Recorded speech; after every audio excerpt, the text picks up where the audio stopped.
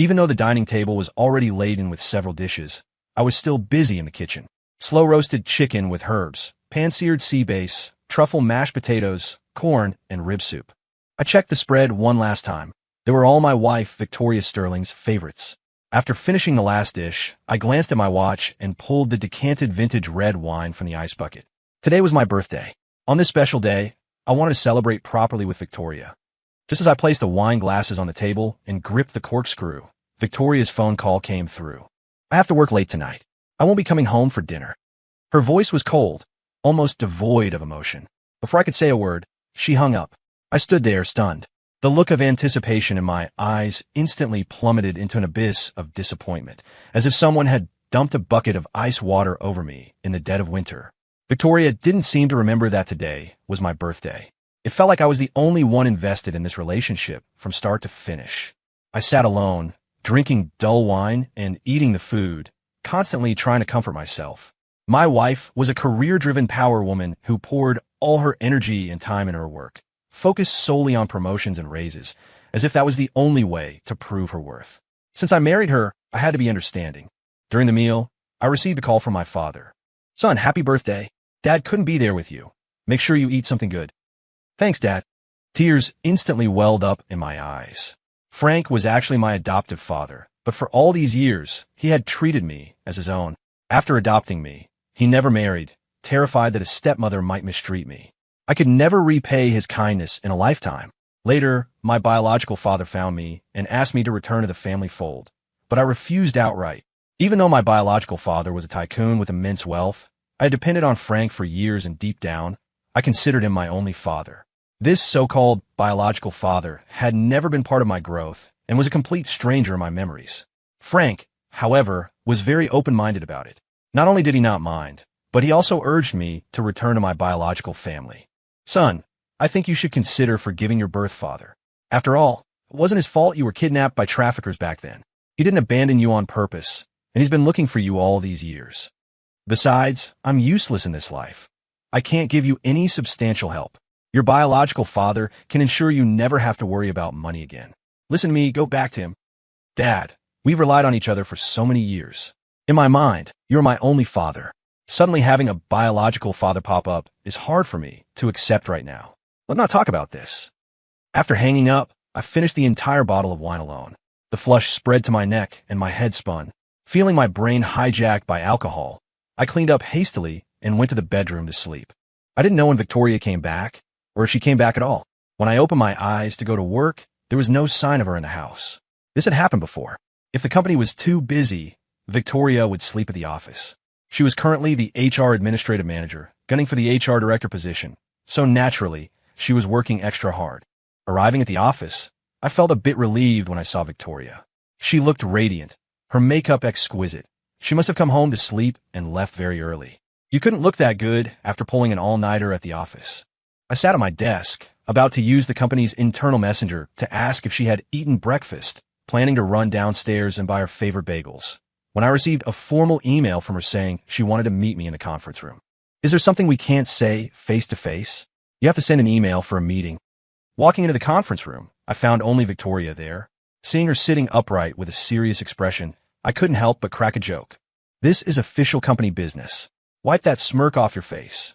Victoria rolled her eyes at me coldly, then cleared her throat. "Okay, just say it straight." I realized something was wrong and dropped the smile. Due to the economic downturn, orders are decreasing. To cut costs and increase efficiency, the company has decided to lay off staff. Victoria paused here, looking straight at me with a hint of regret in her eyes. "Unfortunately, you're on the list for this round of layoffs. Use today to hand over your work. You don't need to come in tomorrow." Being laid off is something many corporate drones face, but I can say with certainty, no one had it worse or more heart-wrenchingly than me. Because the HR manager notifying me of my termination was my own wife, Victoria. "Honey, don't joke." Her words exploded in my mind like a thunderclap, instantly making me dizzy. Recovering from the shock, I looked at her with disbelief. If I was really on the layoff list, my wife couldn't have not known. But she had kept it completely tight-lipped, not revealing a single hint. Just recently, I had led my team to secure a massive project for the company. This project was projected to bring in $10 million in profit. For this big project, my entire team worked crazy overtime for 2 months, from bidding, drafting proposals, handling compliance, to coordinating supplier shipments. Everyone was exhausted. Now, just as the project ended, I was fired, and my wife was the one notifying me. This plot was so absurd, even novels wouldn't dare write it. So I prefer to believe it was a joke. We are at the office, don't get personal. Victoria remained serious, her eyes cold, speaking in a strictly official tone. Also, I'm not joking with you. Looking at her strange expression, I realized the gravity of the situation. Though I didn't want to believe it, I had to face reality. What about the project bonus the company promised our team? What are you talking about? Victoria curled her lip, her eyes full of disdain and mockery. Your entire team is being optimized out. What project bonus would there be? I instantly felt a surge of rage rush to the top of my head. It was obvious the company didn't want to pay that huge bonus. So, the moment the project was done, they burned the bridge. But what made me angry wasn't the company's ruthless operation. The interests of capitalists and employees are naturally opposed. What truly sickened me was my wife's attitude. The person being fired was her husband. Yet not only was she indifferent, but her attitude was completely aligned with the capitalists. I simply couldn't understand her thought process. For the first time, I felt that this woman I had shared a bed with for years was a complete stranger. And I realized this matter was definitely not that simple. There must be severance pay, at least. I forcibly suppressed the anger in my heart and looked at Victoria with a scrutinizing gaze. Unexpectedly, Victoria shook her head directly. There is no severance package. You don't need to come in tomorrow. Go pack your personal items now. You have 1 hour to leave the building. Your badge access has been revoked. Right now, you can't even go to the bathroom. Do you take me for a rookie? The anger in my heart was thoroughly ignited, and I sneered. Even if you terminate the labor contract, is verbal notice enough? The company must provide me with a stamped and signed written termination notice. Otherwise, if I don't show up, it counts as absenteeism. 3 days of absenteeism, and the company can fire me for cause, and I won't get a dime. Victoria frowned, but her brow quickly smoothed out. She continued in an icy tone. I can give you a written termination notice. But there is no severance. If you are dissatisfied with this result, you can consider arbitration or filing a lawsuit. The legal department is ready anytime. Is it because you've successfully stiffed employees on compensation before, so you're fearless? I continued to sneer. Because arbitration and lawsuits take too long, months, maybe a year, and cost money for lawyers. You're counting on fired employees having no money for legal fees, so you force them to sign these unfair terms without severance. Some people just swallow the insult. As long as you know, seeing I'd seen through it, Victoria no longer hid it. There was even a trace of smugness between her brows. I suggest you don't fight the company. It does you no good. Even if you win arbitration or sue and get the money, will that money last a lifetime? Don't you need to find another job? If you fail the background check, what company would dare hire you? Besides, HR departments in different companies talk to each other and share resources. Don't narrow your future path. To make it easier for you to find a job later, I suggest you write a resignation letter yourself. That way, other companies will think you left voluntarily, not that you were fired. My eyes widened, a look of disbelief in them. I'm your husband. It feels like you're plotting against me for the company the way you'd plot against a stranger. What benefit do you get from this? Even if you're just following orders, couldn't you consider me for a second?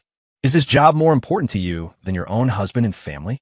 Although I had long realized Victoria was a career-driven woman with an almost paranoid obsession with promotions, I didn't expect her to be this deranged. Her loyalty to the company actually surpassed our marriage. It was almost inhuman. Sure enough, Victoria frowned again after hearing my words. I told you, this is work hours, business only. Personal feelings can wait until after work. The layoffs to cut costs were decided by the board and must be strictly executed. I can't show you mercy just because you're my husband. That would damage my image as a professional manager and my ethics. Hearing this, I understood. Victoria intended to treat me as a typical case study to establish her image of impartiality. My unemployment was just a stepping stone for her corporate climb. Thinking of this, deep disappointment and disgust for Victoria welled up inside me. I had no desire to continue talking to her. Fine, have it your way. I stood up and said to Victoria in a nearly indifferent tone, the company must give me a written termination notice and pay severance according to labor laws and my years of service. Otherwise, I will do everything in my power to defend my legal rights. I will never compromise with unscrupulous managers like you. Whatever. Victoria sneered nonchalantly. Whether you arbitrate or sue, the company will fight to the end. I ignored Victoria, walked out of the conference room, and went back to my cubicle to start packing. Victoria then did something incredibly disgusting. She called 2 security guards to watch me pack and smugly ordered them. He has been fired. Watch him pack his personal items and strictly check what he takes out. If he takes company property by mistake, it would cause a misunderstanding. After giving instructions, Victoria didn't even look at me. She walked away in her high heels like a proud peacock. This sudden event shocked the entire sales department. As the manager, I was technically mid-level leadership, yet I was fired without warning. And my own wife handled it personally, leaving me no dignity. The hidden story behind this instantly piqued everyone's interest. Manager Caleb was doing so well. Why was he suddenly fired? Well, we do now. He was our direct supervisor. Isn't that HR manager, Victoria Sterling, Caleb Miller's wife? Why isn't she siding with her husband at all? He gets fired, and she looks happy and proud. You don't know? Let me tell you. 2 subordinates immediately lowered their voices and whispered. I listened to the discussion without making a sound, packing my things expressionlessly. Up to this point, not a single subordinate came to comfort me. They didn't even dare to come up and say a word, seemingly afraid I would implicate them and cause them to lose their jobs. Even though I usually took great care of them. Not only did I teach and train them personally, but I also fought red-faced with relevant departments to get them benefits. But now that I was facing layoffs, these employees who usually surrounded me with flattery didn't say a word to me, let alone speak up for me. The tea goes cold before the person even leaves. This is society and human nature. Actually, I had heard the rumors they were discussing about Victoria. I just hadn't wanted to believe them.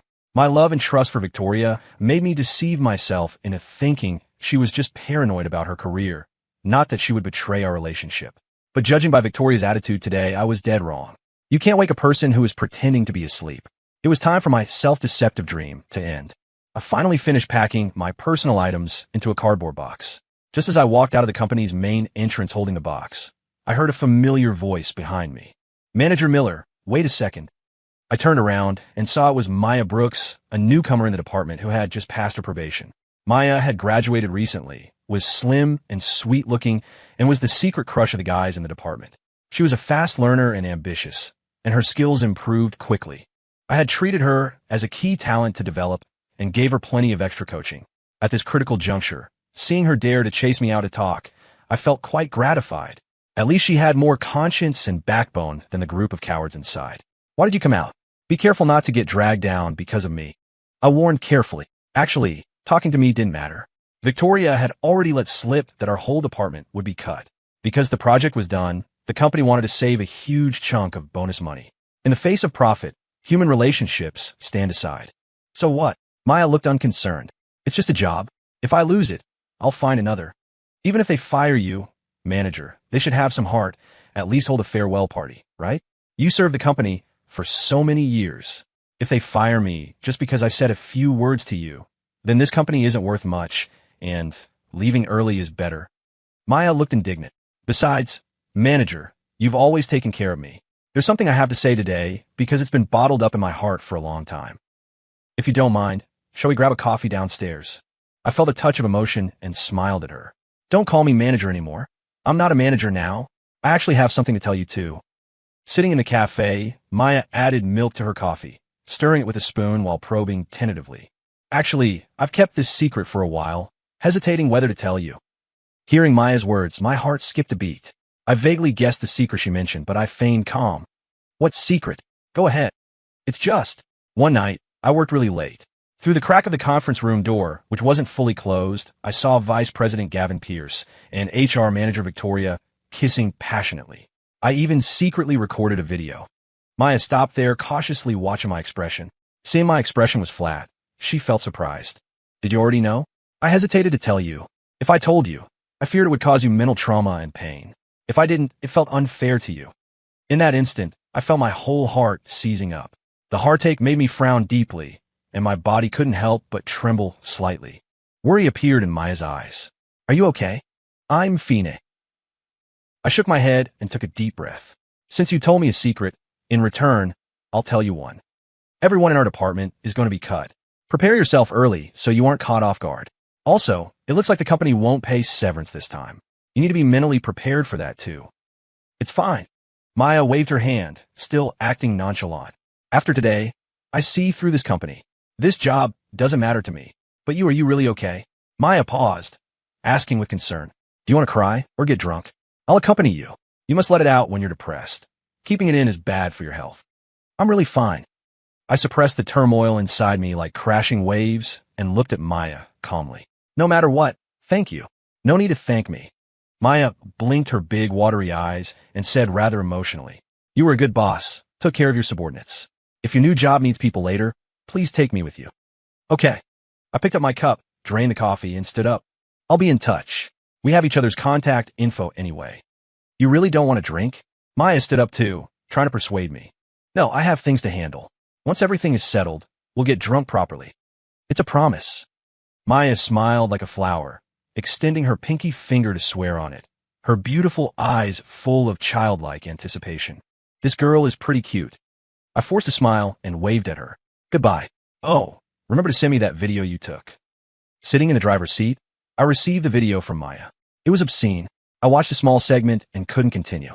Flames of anger danced in my eyes, and my breathing became heavy and rapid. I really didn't expect that for the position of HR director, Victoria would betray our marriage and throw herself into the arms of the company VP, Gavin Pierce. Calm down, calm down. Driving with negative emotions is too dangerous. I managed to calm myself down. Just as I was about to drive away from the office building, I received a call from my biological father, Silas Thorne.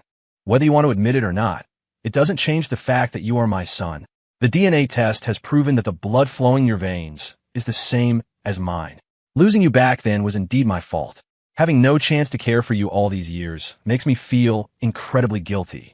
I hope you can give me a chance to make it up to you. As long as you are willing to come back to the family, you can name any condition. Think about it. Mr. Thorne, my head is a mess right now. Give me some time to think. I'll give you an answer when I'm ready. Okay. Silas Thorne on the other end sharply sensed something. Did something happen? Nothing. It's my own business. I'll handle it. Okay, take your time. I'm very busy and might not answer the phone promptly. When you've decided, call Harrison, the butler who found you before. Okay, understood. Goodbye. I hung up and drove away. Parking in the underground garage, I returned home. This 1,000 square foot, 3-bedroom condo was bought with my savings from years of work, plus some money borrowed from my adoptive father for the down payment. The developer included a finished interior, but I wasn't satisfied, so I paid to renovate it again. Victoria was completely hands-off regarding the renovation and furnishing, never caring about these things. In her eyes, there was only work. The bed, the sofa, the double-door fridge, I selected them all carefully. Looking at everything in the room, I felt a myriad of emotions. What was once a warm sanctuary now felt incredibly oppressive, even evoking a sense of disgust and nausea. Let all end here. I sighed and started packing. I didn't want to live here anymore. After packing, I felt tired, so I napped on the sofa. In a daze, I heard someone unlocking the digital lock. I sat up groggy. The moment the door opened, click, the living room light was switched on. Seeing me, Victoria let out a yelp, then scolded. Are you trying to scare someone to death? Why didn't you turn on the lights? I ignored her. I checked my watch. It was already 11 p.m. Is it really necessary? You just lost a job. Victoria saw I wasn't responding and assumed I was still angry about the firing. She switched faces and started comforting me, a real Jekyll and Hyde vibe. That was the board's decision. I couldn't change it. And this is a critical period for my promotion to HR director. I definitely can't give you special treatment just because you're my husband. Everyone in the company is watching. If I played favorites, they'd slash my tires behind my back, and I'd lose this promotion chance. Victoria kept explaining, sounding quite self-righteous, but I had lost interest in her words. I waved my hand. Whether you get promoted is your business. It has nothing to do with me. Don't tell me this. I don't want to hear it. You're a grown man. Can you not be so petty? Victoria chastised, then probed. Are you really planning to arbitrate and sue? That is my business. It has nothing to do with you, and I don't want to discuss it with you. My cold attitude shocked Victoria. Since we had been together, I had always been obedient to her and never spoke to her in this tone. I suggest you don't do that, because it will affect my future at the company. Leadership said this layoff is a test for my promotion to director. As long as I handle it properly, the promotion is basically in the bag. You don't need to ruin my career path for a little compensation. Besides, making it too ugly won't help you find a job. Listening to Victoria The last shred of illusion in my heart vanished. They say a night of marriage equals 100 days of grace. I had been married to Victoria for 3 years, but from start to finish, it was unrequited. She never cared about me or my feelings. Even now that I was maliciously fired and lost my bonus and severance, she only cared about her own promotion. Saying this, Victoria kicked off her high heels, took off her bag, and plopped onto the sofa. I'm exhausted today. I haven't even eaten yet. Go make me a bowl of noodles, add a fried egg. Make it yourself if you're hungry. He glanced at her coldly. My eyes no longer held any pity or doting, only disgust and impatience. My attitude surprised Victoria greatly. Usually, I did whatever she wanted and never disobeyed her like this. Did you forget who wears the pants here? Victoria picked up a glass of water from the coffee table and splashed it directly on me, roaring with a ferocious expression. You dare talk to me with that tone? You're rebelling. In the workplace, Victoria appeared very professional and rational, never losing control in public. This wasn't because she had a good temper. It was because most of the time, afraid she would get sick from anger, I willingly acted as her punching bag. Over time, Victoria developed an extremely domineering personality in front of me. I wiped my face. I was soaked. Just as Victoria thought I would submit and coax her, I picked up the pitcher from the coffee table, removed the lid, and under her gaze, poured the water from the pitcher directly over Victoria's head.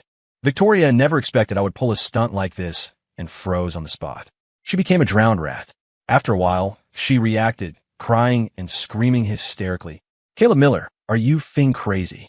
You uneducated piece of... Victoria always prided herself on being intellectual and elegant, but this time she swore loudly and tried to scratch me with her claws. I pushed her to the floor. You talk about education, splashing water on people? You shrew. When I loved and spoiled you, you were the apple of my eye. When you take my love for granted, show no gratitude, and trample on my dignity, you are nothing to me. Victoria struggled up from the floor, crying pearly tears, and roared hysterically. I want a divorce. You trash. Get out of here now. I had packed and was ready to leave, intending to leave the apartment to Victoria, but hearing this, I changed my mind. Are you joking? I bought this place before we married. I pay the mortgage alone. Even if your name was added after marriage, you have no right to kick me out.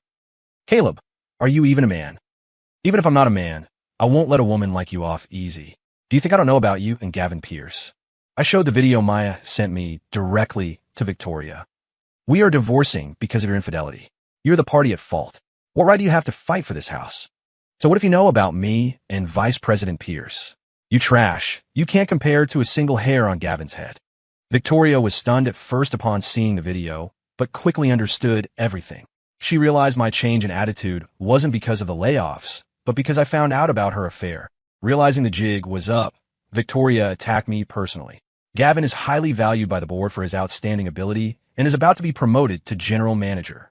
And you're just an unemployed bum about to lose his job. How do you think I should choose? You say that as if Gavin is going to marry you. I couldn't help but sneer. You don't need to worry about that, you trash. Associating her future with Gavin, Victoria looked proud and happy. Gavin has already promised to divorce his wife and be with me.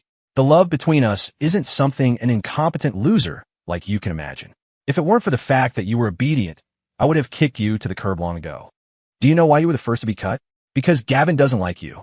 A piece of trash whose future and fate are held in someone else's hands dares to judge Gavin. Ha ha, do you know who Gavin's wife is? And he dares to be with someone else. I couldn't help laughing out loud. You don't really think Gavin got the VP position on his own ability, do you? His wife, Eleanor Vance, is the company's second largest shareholder and vice chairwoman. Do you think a man who climbed the ladder thanks to his wife has the guts to leave her and marry you? If Eleanor finds out you're secretly involved with Gavin, I estimate the next person packing their bags will be you.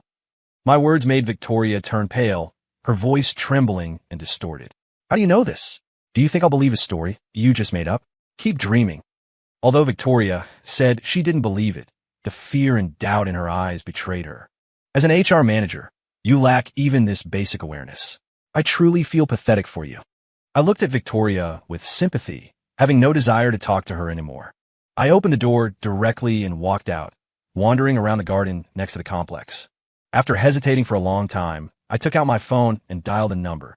Harrison, please tell my dad I'm willing to return to the Thorne family. On the other end, Harrison's voice revealed a joy bordering on tears. Wonderful young master, you've finally come around, and are willing to reconcile with the master. Since you were taken by traffickers, the master never gave up looking for you. He also feels regret and guilt for not being able to help and support you during your growing years. Therefore, he is willing to use everything he has now to compensate you, as long as you don't resent him. After all, you are blood. There's nothing you can't get past. Young master, where are you now? I'll send someone to pick you up immediately. I'm at the Central Park next to Riverview Heights. I gave my address and hung up. Taking a deep breath, I looked up at the brilliant starry sky, my chaotic thoughts scattering in all directions. I am the biological son of Silas Thorne, chairman of the Fortune 500 company, Thorne Global. Only my adoptive father and I knew this. Even Victoria was clueless. At that time, a convoy of luxury cars appeared in front of me. A middle-aged man in a suit stepped out of the suicide doors of a Rolls-Royce Ghost, introduced himself as the Thorne family butler, and handed me a card. When he told me I was Silas Thorne's only son, I thought he was a scammer. But then I thought a scammer wouldn't be this rich, so I agreed to the DNA test. When the results came out, I was stunned. The DNA proved I really was Silas Thorne's son. When I took the results back home to ask my adoptive father, Frank, he admitted it, explaining that because he always wanted a boy, he bought me from traffickers to raise.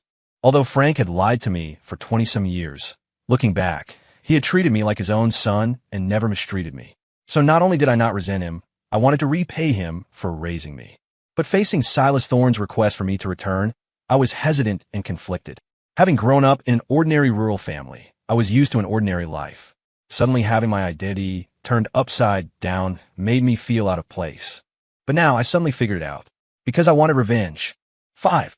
Soon, my biological father, Silas, and Harrison arrived at the park next to the complex. The convoy made up of Rolls-Royces, Bentleys, and Maybachs stopped by the road at the park entrance. It was a spectacular sight, attracting many passers-by to stop and take photos. The crowd's whispers were full of envy and jealousy. Another lucky guy born with a silver spoon. Yeah, some are born in Rome, some are born as cattle. The biggest watershed in life is amniotic fluid. Being gawked at was fine, but the explosive scene of a billionaire reclaiming his son couldn't be leaked. So before I met my father, over a dozen bodyguards completely surrounded my location. At the same time, the bodyguards stopped several passers-by who were secretly filming with phones, demanding they delete the photos and videos. The moment Silas saw me, he gripped my hand tightly. A titan in the business world, he completely lost his composure, hot tears spilling from his eyes onto the back of my hand. Son, you finally thought it through. Silas's voice was choked and trembling. All these years, I kept the promise I made to you, not disturbing your life. But in my heart, I hoped every moment for you to come back. Come back with me, and I'll make up for all the debts of these years. Over the years, Dad has built a massive business empire worth trillions. You are the sole heir. Now I can rest easy because the business has a successor. Don't worry about your adoptive father. You can still honor him. After all, he raised you, if not for merit, then for the hard work. I'm the sole heir. I was surprised by my father's words. For a tycoon like him, countless women must be crying and throwing themselves at him. After I was kidnapped, my biological mother died of illness from grief a few years later. With Dad's conditions, didn't he remarry? Hearing my question, Silas looked embarrassed and glanced warily around. The surrounding bodyguards and Harrison turned their heads away, seemingly avoiding something. Seeing this, Silas leaned in close to me and lowered his voice. Shortly after I lost you, I was in a car accident. I survived, but I lost the ability to have children forever. Maybe this is heaven's punishment for me.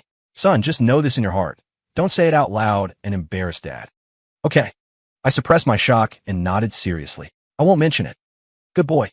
Silas was very happy and patted my shoulder with his large hand. Let's go home. Although I was prepared, knowing my biological father was very rich and his place must be fancy, the moment I saw the residence, I felt my imagination was too limited. The saying is true. Poverty restricted my imagination. I thought the Thorne family lived in a massive downtown penthouse, or a standalone villa. But I didn't expect my father's place to be a landscaped estate with pavilions, rockeries, lakes, and even a golf course and helipad. It occupied fully 33 acres, with over 400 staff and security. Dad, you live here? Yes. Silas beamed. From now on, you live here too. This is your property. I couldn't help but gasp. How much is this estate worth? Well, I spent $5 billion buying it. Now it's probably worth over $3 billion. Silas patted my shoulder again. Dad said he'd compensate you. This is just the start. Not just this $3 billion estate. The trillion-dollar Thorn Global Group will be yours. If you want to manage the company, you can try. If you have no interest, we'll hire professional managers. The shares in your hand can be sold anytime to do whatever you like. There are hundreds of luxury cars in the garage. Rolls-Royce, Ferrari, McLaren, Bentley. You could drive a different one every day and not repeat for a year. The walk-in closet in the bedroom is full of designer clothes and shoes, plus Patek Philippe watches. If you like jewelry, the vault has imperial jade and piles of gold bars. If you like art, Dad has collected plenty of antiques and famous paintings. The estate employs 10 top Chinese chefs and 5 top Western chefs, covering all major world cuisines. Tell the butler what you want. Even a Manchu-Han imperial feast can be served on time. Silas rattled on, then asked me, "Son, what else do you want? Just tell Dad. Dad will do his best to compensate you." "Dad, I'm very satisfied with everything, but right now I want to vent some anger." I hesitated, then spoke my true thoughts. "Oh." Silas was instantly interested. "Who dared to bully my son? Tell me. Dad will get justice for you."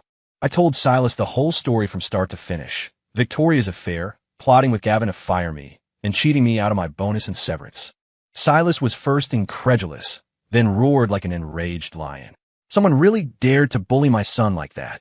They must have eaten a bear's heart and a leopard's gall. "Which company were you at?" "I was at Apex Tech Components, a company mainly assembling consumer electronics parts." As soon as I finished, Silas spoke directly. "Harrison, look up this Apex Tech." "Yes, master."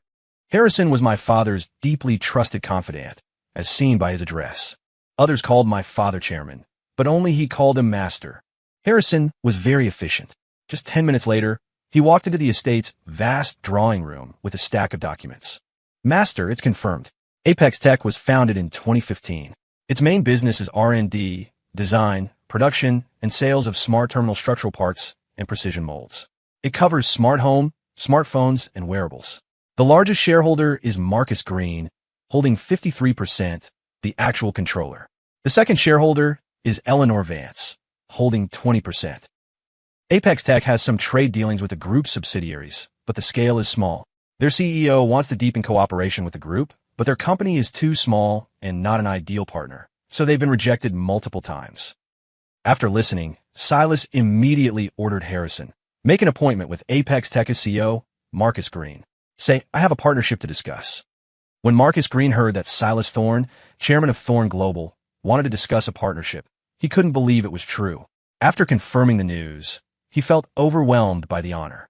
He canceled all his appointments and rushed to meet my father as fast as he could. I was arranged to attend this meeting too.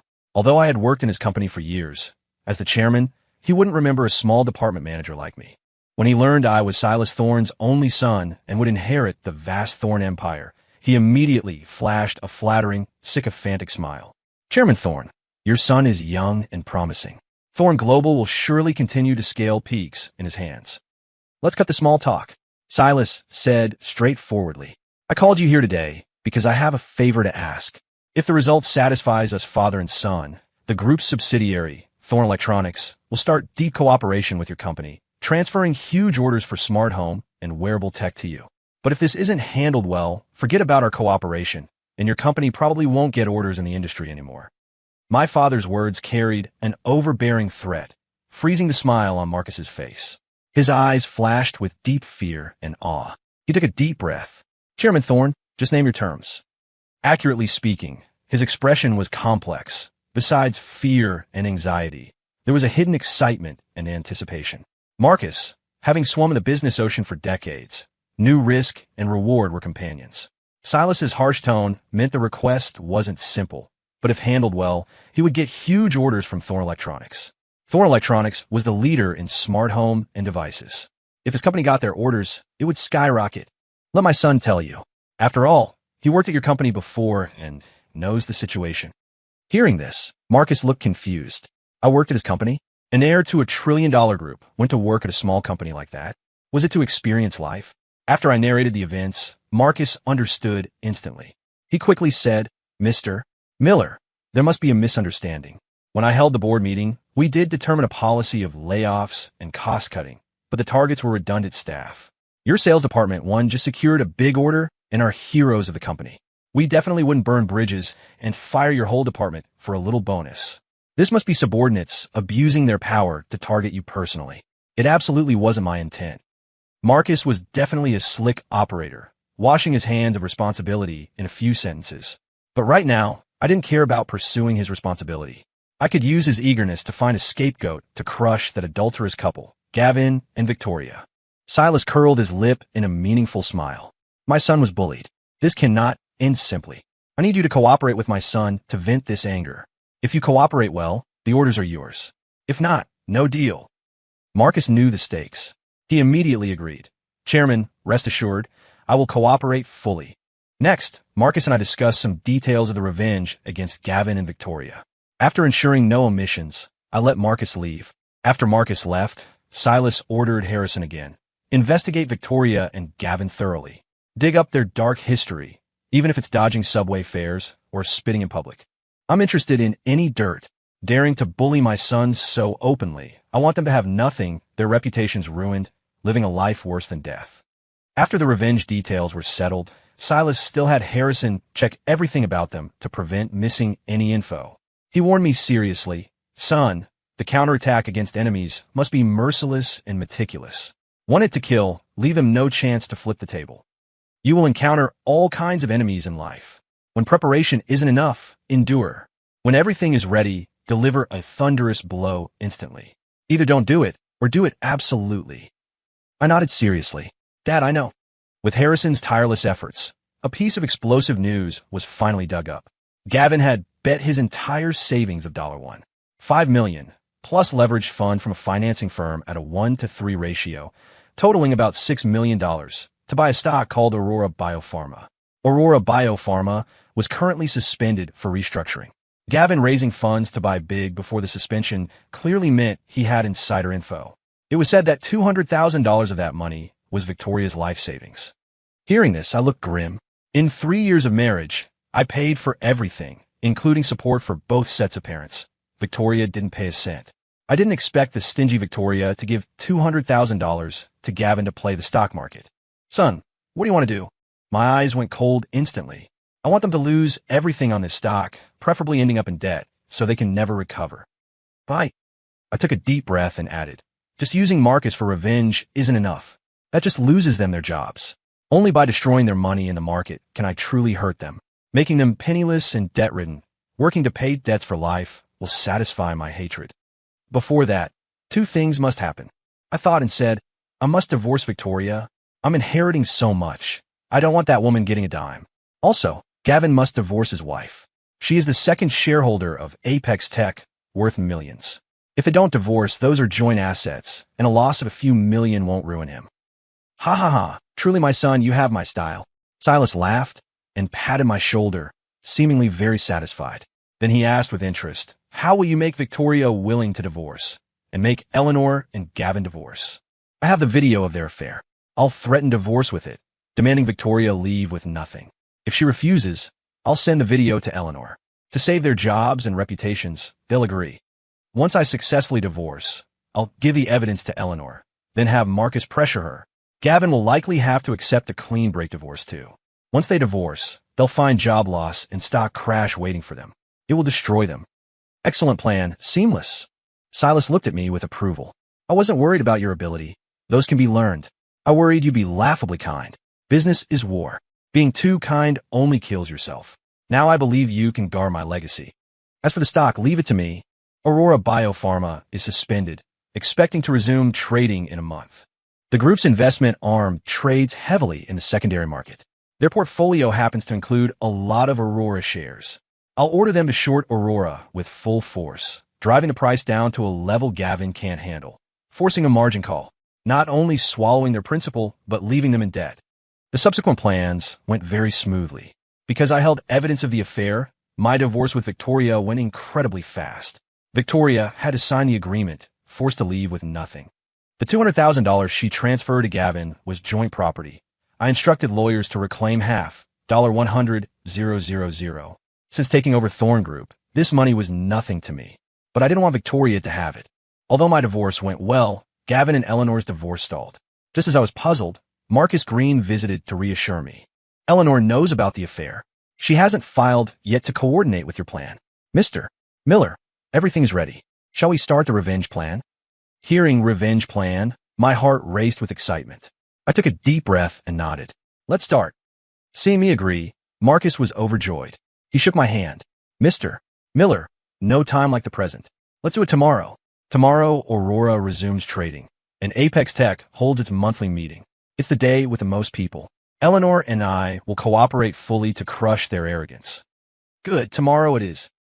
The first Monday of every month was a big day at Apex Tech, the monthly all-hands meeting.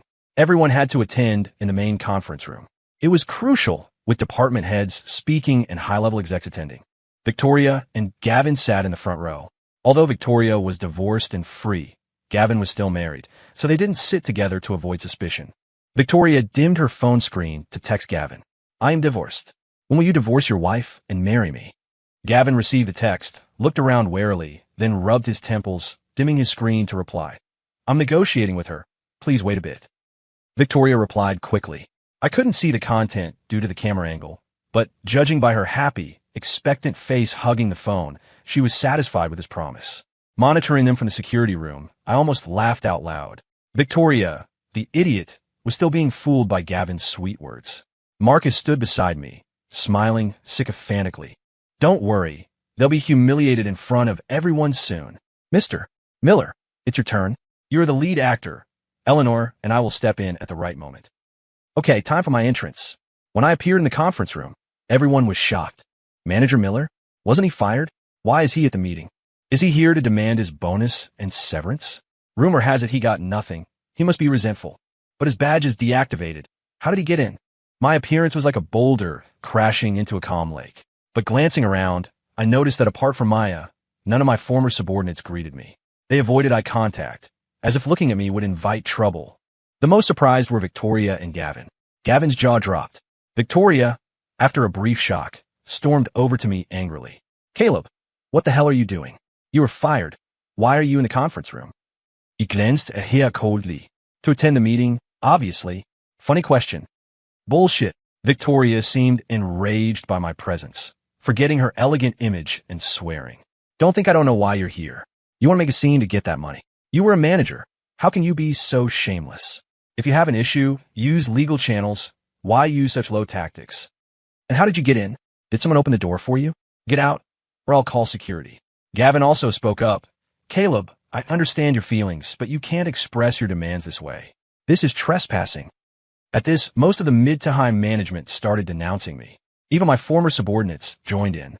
Exactly. Fired and still making trouble? So low class. Use the law if you're aggrieved. How is someone with this character a manager? I'm ashamed to be his colleague. Security? Call security. This meeting is confidential. I seem to be a rat everyone wanted to beat. Victoria and Gavin looked smug. Bang. Suddenly, a loud noise stopped the noise. Everyone looked and saw Maya had smashed her teacup on the floor. Maya, what are you doing? Are you crazy? Someone glared at her. I'm not crazy. You're the crazy ones. Maya showed no fear, retorting angrily. Manager Miller was a dedicated employee who created brilliant results. You treat a veteran contributor like this. Aren't you afraid of chilling everyone's hearts? And you lied. Maya turned her fire on my former subordinates. A bunch of ingrates. How did Caleb train you and fight for you? You curse him instead of thanking him. Scum. So what if he's here for his money? Can't you understand? If you get fired without severance one day, do you want this treatment? Idiots. Victoria immediately scolded Maya. What's with you? Do you want to quit? I've wanted to quit this trash company for ages. Maya's move drew the fire onto herself, muddying the waters. This girl is spicy brave. A warmth surged in my heart, and I looked at her with approval. I'll deal with you later. Victoria glared at Maya, then targeted me again. Clarify right now, whose badge did you use? Or I'll call security and the police. Call security? I raised an eyebrow, looking at Victoria with amusement and mockery. I'm afraid you don't have the authority. Not just you, no one in this room has that authority. Hearing this, Victoria and Gavin didn't get angry. They laughed. Their laughter was contagious, and soon most of the room was laughing. I've seen shameless people, but never this shameless. Who does he think he is? The chairman. Hilarious, a fire manager talking big. Did losing his job drive him crazy? Even my former subordinates were mocking me while attacking me verbally. It was as if attacking me was their ticket to keeping their jobs. Facing the ridicule, I calmly took out my phone and texted Marcus. I've set the mood. Your turn. Show time. Yes, Mr. Miller. With the appearance of Apex Tech Chairman Marcus Green, the noise stopped. Marcus looked around, frowned, and asked in a low voice, "What's going on? Why is the meeting like a wet market?" Gavin immediately approached with a flattering smile. "Chairman, it's a small incident caused by his appearance." Gavin pointed at me with disdain. He was the manager of Sales 1, fired already. He used someone's badge to sneak in for ulterior motives. Fired? Marcus raised an eyebrow. What was the reason? Did he violate regulations or fail sales targets? Marcus pretended to recall.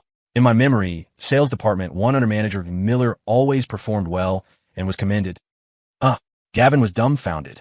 He regretted jumping out to step on me. He didn't expect the chairman to pay attention to such small matters or to have such a good impression of me. Gavin didn't know how to explain, so he dumped the pot on Victoria. HR manager Victoria handled Caleb's termination. She can give you a perfect explanation. He signaled desperately to Victoria. I sneered silently. Firing me was likely Gavin's idea. Victoria protected him by citing board decisions. Now let's see how she explains it to Marcus. Seeing Gavin winking, Victoria knew it was bad, but she had to explain. Chairman, I can't say it. Marcus sneered. I'll say it for you. It's because you hooked up with Gavin for promotion, had an illicit affair, and feared exposure. So you pushed Caleb out. Caleb led his team to get huge orders. You sacrificed a hero for personal gain. It chills the hearts of colleagues. What's more hateful is you fired him without bonus or severance. This damages the company's reputation. Marcus pointed at them. Today I announce, you two are fired. HR processed their exit immediately. The room gasped. They thought I'd be kicked out, but the tables turned instantly. Real life was crazier than drama. Then, Vice Chairwoman Eleanor Vance stormed in. Before they could react, she slapped both of them. Victoria covered her face, too scared to speak. Gavin held his face, begging, "Honey, let me explain." "I don't need your explanation. My lawyer will give you the divorce papers. If you don't sign, I'll sue." Eleanor was cold. "Forgot to tell you, I have a prenup and evidence of your cheating. You leave with nothing. Don't dream of asset division." Gavin looked despairing. Victoria, however, looked thoughtful, shocked. She realized what I said was true. Eleanor was the vice chair. She also realized the situation. Gavin wouldn't divorce before because of money. Now he had to. He might marry her now. And she remembered he had stock money.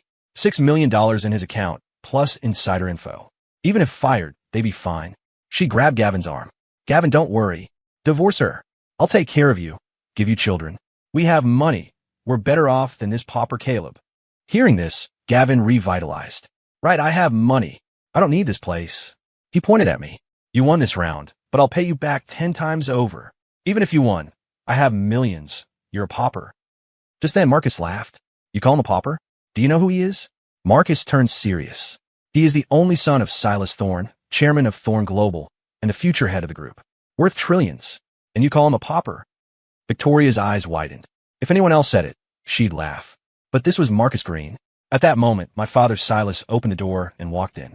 His appearance caused a sensation. The richest man in the country.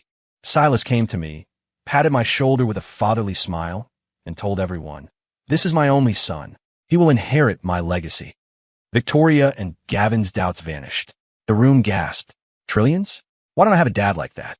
So Manager Miller was experiencing life. He's single, handsome, rich. Victoria must be brain damaged. Dumping a billionaire for a VP. What VP? Gavin offended the Thorne heir. His career is over. The meeting dissolved into gossip. Gavin and Victoria looked desperate. My former subordinates swarmed me, fawning. One even invited me to see her cat. They knew I held their fate. I ignored them and waved to Maya. Others moved aside, envious. Manager Miller, I knew they'd regret it, but didn't expect it so soon. Maya sighed. "Do you want to stay at Apex Tech? Or come to Thorne Global with me?" Maya answered instantly. "With you to Thorne Global? Good, come with me." Just then, Victoria noticed Gavin was pale and shaking. "Gavin, what's wrong? We still have the $6 million. "No, it's gone." Gavin cried. Stock resumed trading and crashed 70%. Margin call. Position liquidated. Principal gone. I owe the financing firm millions. It's over. Victoria froze. I whispered, "Like the gift? You can finally be together. I wish you happiness." I left with Maya.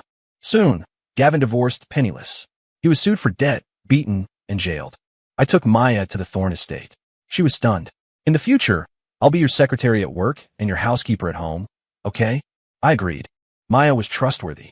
Harrison handled Dad. Maya handled me. I also had 30 bodyguards and 10 maids. The maids were young, educated, and pretty. Dad's choice/bachelor billionaire trope. They were paid $10K/month. But they were unprofessional, trying to seduce me in the bath. I told Maya. Maya was indignant. I warned them. They all want to be Cinderella. Why not hire older aunties? Your dad's orders. Maya sighed. I lifted her chin. Jealous. I have no right. Maya looked sad. I'm just a secretary. Seeing her sadness, my heart ached. What if I let you have the right? Maya looked surprised. My phone rang. It was Victoria. I blocked it. Then a strange number. I answered. We're divorced. Why call? Hubby. Victoria Craive. I was wrong. Give me a chance. I'll serve you like a slave. I felt sick. Maya grabbed the phone. He has a new girlfriend. I'm his girlfriend. Don't bother him. She hung up and blocked the number. Then she blushed. Sorry, I got carried away. I looked at her with interest. Is that true? You'll have many women. Maya stammered. I'm afraid I can't handle it. You're rich and handsome. That's bias. I fell for you when I was down, and you helped me. I pulled her into my arms. She softened. Let's try dating. Because this estate is too big. I need someone reliable to help manage it. You are that person. I'm asking seriously, are you willing? Maya paused, then nodded seriously. I am.